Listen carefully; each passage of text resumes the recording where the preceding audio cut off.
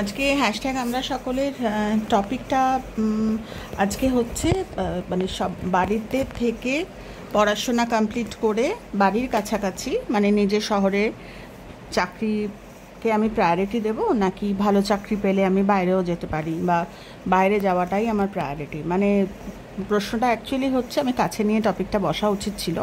আজকে আমার সব দেরি হয়ে গেছে, কোনো মতে এসেছি আমি টপিকটা শেয়ার করতে, কারণ এটা একটা কমিটমেন্ট।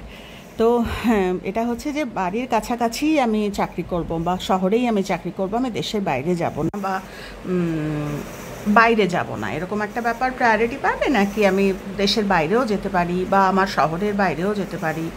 তো এই হচ্ছে ব্যাপার, এটা হচ্ছে টপিক, কোনটাকে আমি প্রায়োরিটি দেবো। তো এটা একেবারেই আমরা বুঝতেই পারছি, যেহেতু পড়াশোনা চাকরি বাকরি সংক্রান্ত, সেহেতু বুঝতেই পারছি যে এটা হচ্ছে বাচ্চাদের নিয়ে।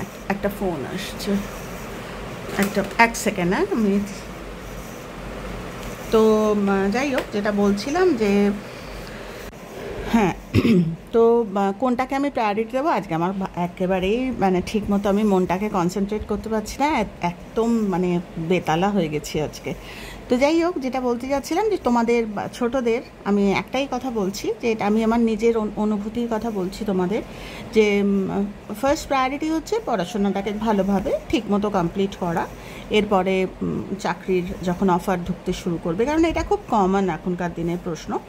তো কেউ কেউ আছে যাদের প্রায়োরিটি হচ্ছে বিদেশ চলে যাব, আর তাদের জন্য বলবো যে ভারতবর্ষের এখন কিন্তু একটা গোল্ডেন টাইম বা গোল্ডেন পিরিয়ড একটা শুরু হচ্ছে বা হয়ে গেছে অলরেডি। আগামী 30 বছর এই টাইমটা থাকবে আশা করা যাচ্ছে। তো যারা মোটামুটি আমরা খবর দেখি তারা বুঝতেই পারছি যে এখন কিন্তু ভারতবর্ষের অবস্থা বেশ ভালো।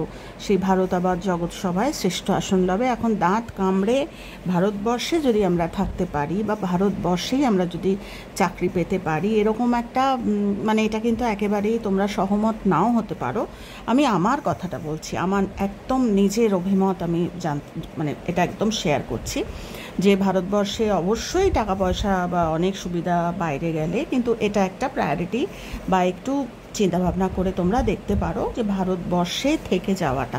তো আমি একেবারেই কখনোই বলবো না যে একেবারেই সেন্ট্রালাইজড আমার নিজের শহরেই থাকতে হবে, সেটা বলবো না, কিন্তু আমি বলবো যে ভারতবর্ষে থাকাটা যদি একটা হয় যে সবাই ভারতবর্ষ থেকে চলে না গিয়ে ভারতের পর খালি হয়ে যাবে, ভারতবর্ষে তোমাদের প্রয়োজন। এখন তো ইয়াং জেনারেশন ভারতবর্ষ চালাবে, আগামী 30 বছর পুরো ইয়াং চালাবে। তো তোমরা থেকো, তোমাদের সবাইকেই মানে মায়ের মতো করে একটা আহ্বান যে ভারত ছেড়ো না, তোমরা এখানেই থেকে যাও, এখানেই আবার সবুজ হবে তোমাদের, তোমরা থাকলেই আবার, এবং সেই সুবিধা সেই সুযোগ সব কিন্তু একটু দাঁত কামড়ে পড়ে থাকা। তো যাই হোক, এই একটা কথা, এটা আমি একেবারে অন্তরের কথা বললাম। তবে হ্যাঁ, এটাও বলবো, আমি কখনোই বলবো না যে আমার সন্তান হিসেবে মানে আমার নিজের ছেলে মেয়ে ভেবেই আমি বলছি, যে এরকমও নয় যে হ্যাঁ আমাকে ভারতের সময় ভালো বলে আমাকে ভারতেই থেকে যেতে হবে, এরকম না। চোখ কান খোলা রাখা, বাইরে সুযোগ সুবিধা পেলে, তবে হ্যাঁ ওই চোখ কান খোলা রাখাটা খুব, ওটা প্রায়োরিটি, চিন্তাভাবনা করে যাওয়া, এবং যেখানে যেটা ভালো, যে সুযোগটা আমার ভালো আসবে সেই সুযোগটাকে নেওয়া।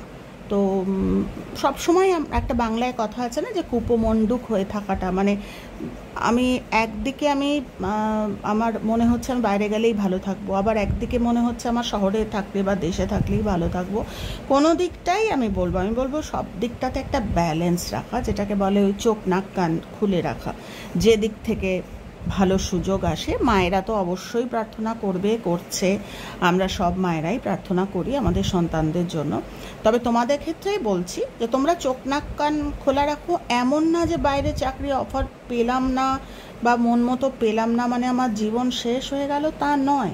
ভারতবর্ষেও প্রচুর অপরচুনিটিস এখন আসতে চলেছে বা আসতে চাইছে। তাও আমি আমার এই টপিকের মাধ্যমে বলবো যে ইন্ডিয়ান আর্মি লোকজন নিচ্ছে, তোমরা সেদিকেও চেষ্টা করে, কারণ সোলজার্স এখন তোমরা বলতে পারো যে নিজের মেয়ের কথা কেন ভাবোনি, বা আমি ভেবেছি, আমি নিজের মেয়ের কথাও ভেবেছি। সেখানে তোমাদের আজকে খুব তাড়াহুড়ো বলে আমি কমপ্লিট করতে পারছি না আমার কথাটা, আরেকদিন বলবো। আমার মেয়েকে আমি এয়ারফোর্সের জন্য আমি ভেবেছিলাম, তো সেখানে বাধা এসছিল, আমি চেয়েছিলাম আমার সন্তান ফোর্সে যাক।